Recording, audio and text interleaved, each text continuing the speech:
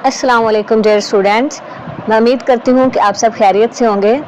Hair test की तैयारी के लिए हमारा आज दूसरा सेशन है। पिछले लेक्चर में हमने एनालिटिकल रीजनिंग की मेजर टाइप्स पर बात की थी। जिन स्टूडेंट्स ने वो लेक्चर नहीं सुना उनके लिए इसका लिंक वीडियो के डिस्क्रिप्शन में दिया गया है। और वहाँ से जाकर वो वीडियो ज़रूर देखें ताकि आपको आज का सेशन बेहतर तौर पर समझ आए। अगर आपको किसी भी चीज़ की समझ ना आए तो आप कमेंट कर सकते हैं। इसके अलावा आप हमारा व्हाट्सएप ग्रुप भी ज्वाइन कर सकते हैं जिसका लिंक भी डिस्क्रिप्शन में दिया गया है। और आपको ये लेक्चर्स पीडीएफ या बुक फॉर्मेट में चाहिए हों तो डिस्क्रिप्शन में दिए गए व्हाट्सएप नंबर पर मैसेज करें। इसके अलावा अगर आपको ये बुक पीडीएफ फॉर्म में चाहिए तो तब भी आप नीचे डिस्क्रिप्शन में दिए गए व्हाट्सएप नंबर पर मैसेज कर सकते हैं। आपको बहुत ही मुनासिब चार्जेस पर मुकम्मल बुक मिल जाएगी। आज का हमारा टॉपिक है अनवारंटेड अजम्पशन ड्रिल। इसमें हम कुछ एमसीक्यूज डिस्कस करेंगे and we will determine whether each deduction is valid or invalid. And we have first MCQ is A and B are two consecutive elements in a line. Option A is next to B. Option B, A is to the left of B. Option C is between A and B. तो first option हमारे पास है कि A is next to B। इसका मतलब है कि देखिए, सबसे पहले हम स्टेटमेंट को समझते हैं। स्टेटमेंट हमारे पास है कि A and B are two consecutive elements in a line, यानी कि A और B कंसेक्टिव एलिमेंट्स, यानी कि ये दो वो एलिमेंट्स हैं जो आगे पीछे आ रहे हैं। इसको हम ए बी भी लिख सकते हैं, बी ए भी लिख सकते हैं। और इन दोनों एलिमेंट्स के दरमियान कोई तीसरा एलिमेंट नहीं है, कोई स्पेस भी नहीं है, सिर्फ ये ए और बी इकट्ठे आएंगे और इसके ऑर्डर चेंज हो सकता है, ए बी या फिर बी ए। तो ऑप्शन ए हमारे पास A is next to B. इसका मतलब भी ये है कि ए और बी के दरमियान कोई स्पेस नहीं है, ए बी हम बी ए यहाँ पे कर सकते हैं। तो इसका ऑप्शन ए जो है वो वैलिड है। नेक्स्ट हम ऑप्शन बी देखते हैं, वहाँ पे है A is to the left of B. इसका मतलब है कि ए जो है वो बी की लेफ्ट साइड पे है, तो बी ए जो है वो बी की राइट साइड पे नहीं आ सकता, तो यानी कि हम बी ए नहीं लिख सकते। तो इसलिए ऑप्शन बी जो है हमारे पास इनवैलिड चॉइस है। नेक्स्ट ऑप्शन सी है हमारे पास, C is between A and B. तो A and B consecutive elements के दरमियान कोई एलिमेंट नहीं आ सकता, तो ऑप्शन सी भी जो है हमारे पास इनकरेक्ट है। नेक्स्ट हमारे पास सेकंड ऑप्शन है, of four elements A B C D in a line B sits between A and C. कि हमारे पास चार एलिमेंट्स हैं और जो हमारे पास बी है वो ए और सी के दरमियान बैठ रहा है। तो देखें यहाँ पे हमारे पास इसको हम लिख सकते हैं ए और सी के दरमियान है, ए बी सी भी लिख सकते हैं और सी ए बी भी लिख सकते हैं। यहाँ पे हम ए और बी की जो जगह है वो रिप्लेस कर सकते हैं। तो फर्स्ट चॉइस जो हमारे पास है वो है बी इज़ नेक्स्ट टू ए। तो ये ज़रूरी नहीं है कि हमारे पास जो बी है वो नेक्स्ट टू ए ही हो, तो इसलिए हमारे पास जो ऑप्शन ए है वो इनकरेक्ट है, इनवैलिड है। नेक्स्ट ऑप्शन बी है हमारे पास, B is next to either A or C. कि बी जो है हमारे पास वो या तो ए के नेक्स्ट टू हो सकता है और सी के हो सकता है। Next we have only people over 18 years of age can enter. Over 18 years of age, इसका मतलब है कि वो लोग जिनकी एज 18 साल से ज़्यादा हो। तो यहाँ पे हमारे पास जो डिडक्शन है वो है a person 18 years of age can enter. तो ये हमारे पास करेक्ट नहीं है क्योंकि हमारे पास ऊपर दिया गया है ओवर 18 ईयर्स ऑफ एज। इसका मतलब है कि वो लोग जिनकी एज 18 साल से ज़्यादा हो, तो इसलिए ये जो हमारे पास डिडक्शन है ये इनवैलिड है। नेक्स्ट हमारे पास आ रहा है Javed is older than Maria who is younger than Batool. Javed जो है वो हमारे पास मारिया से बड़ा है and Maria who is younger than Batool, और जो मारिया है वो बतूल से छोटी है, यानी कि बतूल भी मारिया से बड़ी है। And Rizwan is not older than Maria, और जो रिजवान है वो मारिया से बड़ा नहीं है। तो ये हमारे पास यहाँ पे तीन कंडीशंस हैं। तो नेक्स्ट इनके हम लोग डिडक्शंस देखते हैं। Maria is younger then Javed, तो यस इट्स करेक्ट, क्योंकि जावेद मारिया से बड़ा है तो मारिया जावेद से क्या होगी, ऑब्वियसली वो उससे यंगर है। नेक्स्ट जो हमारे पास रिडक्शन दी गई है वो है कि Maria is older then Rizwan. तो हमारे पास जो कंडीशन गिवन है वो है Rizwan is not older than Maria, Rizwan Maria से बड़ा नहीं है। लेकिन यहाँ पे कहीं भी ये नहीं बताया हुआ कि जो रिजवान है वो मारिया से छोटा है। हो सकता है उन दोनों की एज सेम हो, तो इसलिए ये जो हमारे पास रिडक्शन है ये भी इनवैलिड है। नेक्स्ट आ रहा है बतूल इज़ ओल्डर देन रिजवान।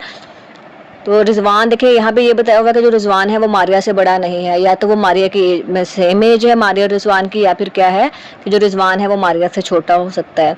यही दो पॉसिबिलिटीज यहाँ से निकलती हैं। तो यहाँ पे है अगर वो उसके एज दोनों की बराबर भी है तो जो बतूल है वो मारिया से बड़ी है, क्योंकि मारिया बतूल से छोटी है। तो इसलिए जो रिजवान है वो भी उससे क्या होगा, बतूल से छोटा होगा। तो यहाँ से हमारे पास आ जाएगा बतूल इज ओल्डर देन रिजवान। तो यहाँ पे जो हमारे पास डिडक्शन है ये वैलिड है। Next we have a question. To be in the theater, each child, a person less than 13 years old, must be accompanied by an adult. कि थिएटर के अंदर कोई भी अगर बच्चा है जिसकी एज जो है लेस देन 13 हो, इनके 13 ईयर से कम हो, तो वो हमारे पास क्या है, उसके साथ लाजमी किसी बालग का होना ज़रूरी है। तो सबसे पहला हमारे पास रिडक्शन है वो है जासिम हो is 10 could be in the theatre by himself. तो ये करेक्ट नहीं है क्योंकि वो अंडर 13 है, लेस देन 13 है, तो इसलिए हमारे पास ये रिडक्शन इनवैलिड है। Next we have Javed who is 35 could be in the theatre by himself. Yes, उसकी जो एज है वो ग्रेटर देन 13 है, 35, तो इसलिए ये हमारे पास जो रिडक्शन है ये वैलिड है। Next we have if it is cloudy then Babar is not at the beach. ये जो हमारे पास ये स्टेटमेंट आ रही है ये है स्टेटमेंट इफ़ देन स्टेटमेंट जो होती है इसमें हमारे पास जो इफ़ क्लास होता है उसको हम लोग पी से डिनोट कर सकते हैं, और जो देन के बाद आ रहा होता है उसको क्यू से डिनोट कर सकते हैं। एज ए मैथमेटिकल जब कली अगर इसको हम करें तो इसको समझना ईजी हो जाता है। तो यहाँ पे आ रहा है कि इफ़ इट इज़ क्लाउडी तो then Babar is not at the beach. तो यहाँ पे है कि P इम्प्लाइज नॉट Q, क्योंकि जो हमारे पास Q वाली स्टेटमेंट है उसमें नॉट आ रहा है, तो इसको हम लोग लिखेंगे नॉट Q। तो यहाँ पे हमारे पास जो स्टेटमेंट बन रही है क्या बन रही है, P इम्प्लाइज नॉट Q, कि अगर हमारे पास क्लाउड है तो बाबर जो है वो बीच पे नहीं जाएगा। तो सबसे पहले जो डिडक्शन आ रही है हमारे पास वो है if it is sunny Babar is at the beach, लेकिन यहाँ पे हमारे पास क्लाउडी के बारे में बताया हुआ है, सनी के बारे में कोई इन्फॉर्मेशन नहीं है हमारे पास, तो ये वाली यहाँ पे डिडक्शन इनवैलिड है। Next we have if Babar is not at the beach it is cloudy.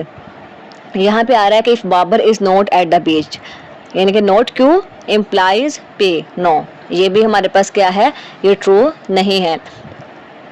Next we have if Babar is at the beach it is not cloudy. तो ये करेक्ट है, क्यों, क्योंकि देखिए हमारे पास जो स्टेटमेंट होती है ना P इम्प्लाइज Q, वो किसके इक्विवेलेंट होती है, वो होती है not Q implies not P।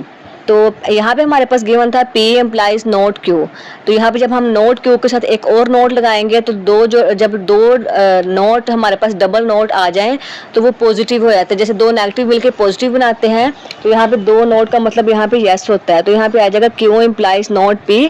तो इस लिहाज से ये वाली स्टेटमेंट जो है हमारे पास वैलिड है। Next we have a question, I will take the head unless I am not prepared. Unless means if not, unless जो है ये हमारे पास इफ नॉट के इक्वल होता है, तो अगर हम इसको इस स्टेटमेंट को इस तरह से भी पढ़ सकते हैं, ये जो स्टेटमेंट है हमारे पास इस स्टेटमेंट के इक्वल भी है, I will take the head if not I am not prepared. देखिए यहाँ पे दो दफ़ा नोट आ रहा है, तो दो दफ़ा नोट का मतलब होता है यस, जैसे दो नेगेटिव मिलके पॉजिटिव बनाते हैं, तो यहाँ पे दो नोट का मतलब हमारे पास क्या होता है, यस होता है। तो फर्स्ट रिडक्शन हमारे पास है आई prepare thoroughly so I took the head. तो यस इट्स वैलिड कि जब मेरी पूरी तैयारी हो जाएगी तो मैं हेड का टेस्ट दूंगा या फिर दूंगी। I prepare thoroughly but I did not take the head, लेकिन ये इनवैलिड है क्योंकि वहाँ पे हमारे पास जो स्टेटमेंट बन रही है वो बिल्कुल इसके इक्वल है, आई prepare thoroughly so I took the head, क्योंकि वहाँ पे दो नोट जो है हमारे पास मिलके वो यस का मीनिंग दे रहे हैं। Next we have question on a line A and B are two spaces apart. देखिए यहाँ पे बहुत मिसअंडरस्टैंडिंग होती है कि ए एंड बी दो स्पेसेस इसमें आ रही हैं तो दो एम्प्टी स्पेसेस आ जाएंगी, ये पहले ए लिखे फिर दो एम्प्टी स्पेसेस इसके बाद बी आएगा, नो दैट्स रॉन्ग। यहाँ पे लिखा हुआ है टू स्पेसेस अपार्ट, ये नहीं कहा हुआ कि उनको दोनों के दरमियान दो खाली जगह हैं। तो ए एंड बी देखें, अगर हम ए इसके दरमियान एक खाली जगह आएगी, नेक्स्ट हमारे पास बी आ जाएगा। तो ए के लिए जो है बी वो दो पोजीशन पे दूर है, एक एम्प्टी स्पेस और दूसरा बी जिस पोजीशन पे खुद है वो, और इसी तरह से बी के लिए भी ए दो पोजीशंस दूर ही है। तो इसके बीच पे जो हमारे पास डिडक्शन आ रही है वो है two people sit between A and B, कि ए एंड बी के दरमियान दो लोग बैठे हैं, नो दैट्स रॉन्ग। तो ये हमारे पास जो डिडक्शन है वो क्या आ जाएगी, इनवैलिड आ जाएगी। Next we have question only Babar works evenings, कि सिर्फ बाबर जो है वो शाम में काम करता है। तो यहाँ पे नेक्स्ट डिडक्शन हमारे पास आ रही है Babar works only evenings. No, that's not correct. हो सकता है कि जो बाबर है वो मॉर्निंग या फिर आफ्टरनून में भी काम करता हो, तो इसलिए ये जो डिडक्शन है हमारे पास ये क्या है, इनवैलिड है।